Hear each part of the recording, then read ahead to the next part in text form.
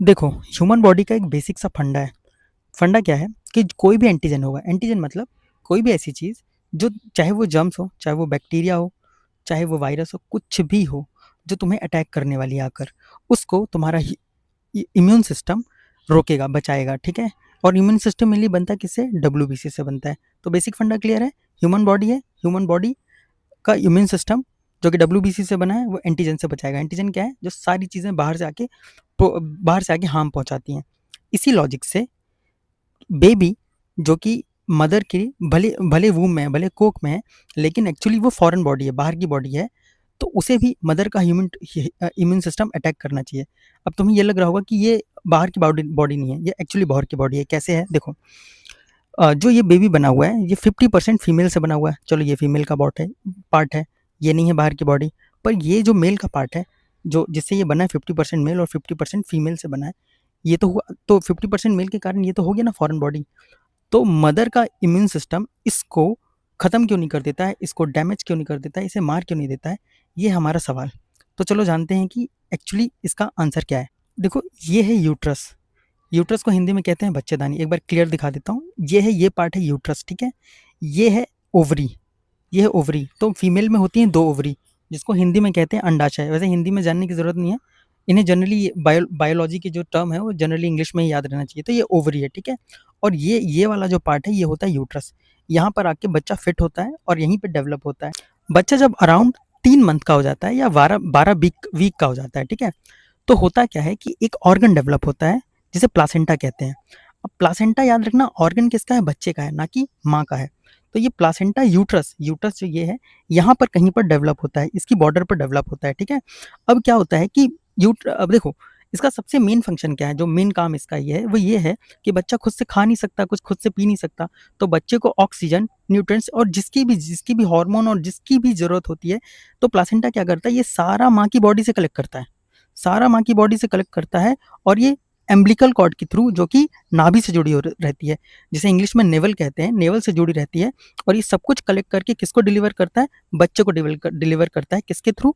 ये umbilical cord के through. और कलेक्ट करने का काम किसका है? ये प्लासेंटा का है, ये जो नया ऑर्गन डेवलप हुआ है 3 मंथ बाद। और ये जो अम्बिलिकल कॉर्ड है ना, ये देखो आर्टरी और वेन से बनी हुई होती है। तो जो भी चीज़ें डिलीवर होती हैं इसके थ्रू डिलीवर होती हैं, और जो भी वेस्ट प्रोडक्ट ये रिलीज करता है, ये भी इस अम्बिलिकल कॉर्ड के थ्रू, प्लासेंटा के थ्रू बाहर निकल जाता है। किसके? बच्चे की बॉडी से। ये तो हो गया पहला काम। अब दूसरा काम क्या है? अब दूसरा काम है कि ये जो प्लासेंटा है, ये कुछ हार्मोन और कुछ प्रोटीन रिलीज करता है। तो हम सबसे पहले देखते हैं कि हार्मोन क्या क्या है। तो एक हार्मोन होता है प्रोजेस्टेरॉन, दूसरा हार्मोन होता है HCG, जिसे ह्यूमन कोरियोनिक गोनाडोट्रोपिन कहते हैं, ठीक है? तो हम सबसे पहले प्रोजेस्टेरॉन को जानेंगे क्या है। देखो, प्रोजेस्टेरॉन क्या था कि जब जब जैसे ही किसी फीमेल के पीरियड शुरू होते हैं पहली बार, तो उससे प्रोजेस्टेरॉन नाम का हार्मोन रिलीज होना शुरू होता है। पर वो शुरू में रिलीज होता है ये ओवरीज से। ये ओवरीज वो हैं जहाँ से अंडा निकलता है, जहाँ से एग निकलता है, इसलिए इसे हिंदी में अंडाशय भी कहते हैं।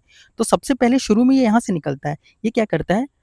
फीमेल की जो पीरियड्स होते हैं उनको रेगुलेट करता है, मंथली आना, सब कुछ ठीक से होना और ब्रेस्ट ठीक ठाक डेवलप होना। ये सब डेवलपमेंट में कौन काम करता है? प्रोजेस्टेरॉन। लेकिन जैसे ही बच्चा इसमें आ जाता है, किसमें? यूट्रस में आता है, तो इसका जो प्रोडक्शन है, किसका?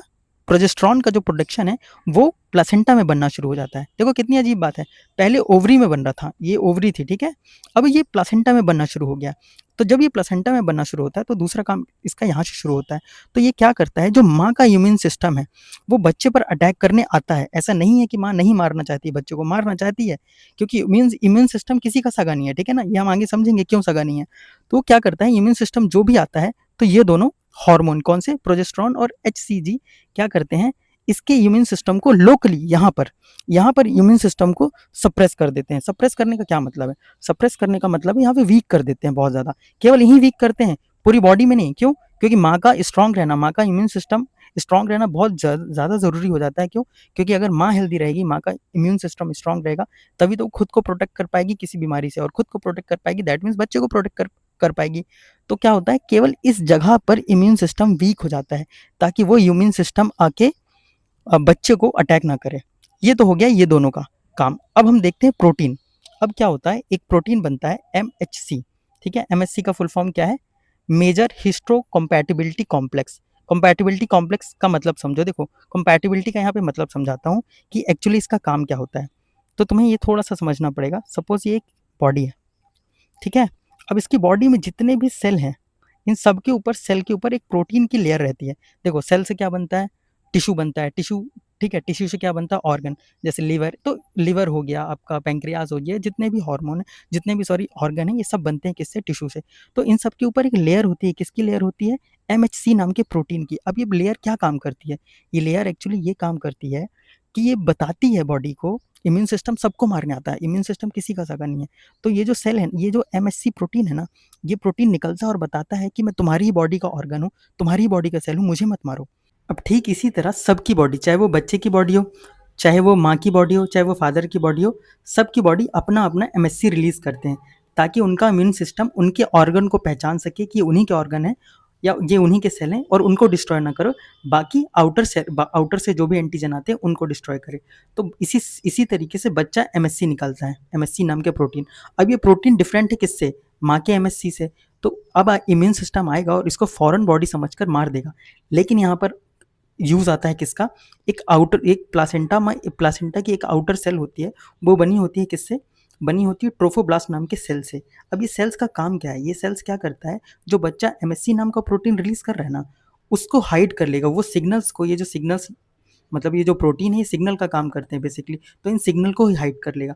और जैसे ये सिग्नल को हाइड कर लेगा, तो जो डब्ल्यूबीसी माँ का है, या माँ का जो इम्यून सिस्टम है, वो बच्चे को हार्म पहुंचा ही नहीं पाएगा। क्यों, क्योंकि ये सिग्नल को ही छुपा लिया है किसने, इस लेयर ने, ठीक है, इस सेल की लेयर ने छुपा लिया है। तो इस तरीके से बच्चा हमेशा प्रोटेक्ट रहता है माँ की कोख में, और हमेशा प्रोटेक्टेड रहता है, और कभी भी माँ का इम्यून सिस्टम उसको हार्म नहीं पहुंचा पाता।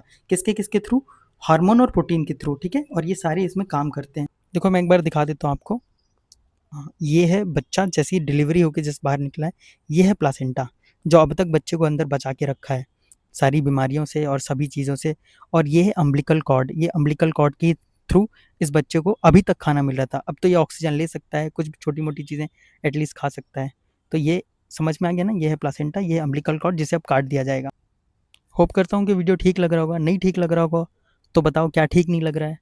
और अगर कुछ और टॉपिक अपने से सजेस्ट कर सकते हो कि इस टॉपिक के बारे में जानना है, तो वो बताओ, मैं उसको बताने की कोशिश करूँगा। और जो भी कमी लग रही है वो कमेंट सेक्शन में बताओ, और ठीक-ठाक लगे तो सब्सक्राइब कर लेना, शेयर कर लेना, नहीं लगे तो फूल है गुलाब के सुगंध लीजिए, फूल है गुलाब के सुगंध लीजिए, अब बेटी है गरीब के सपोर्ट कर दीजिए, पत्नी है गरीब के सपोर्ट कर दीजिए, बहू है गरीब के सपोर्ट कर दीजिए भैया, फॉलो कर दीजिए भैया, बहुत गरीब है भैया, आप लोग से क्या बताएं।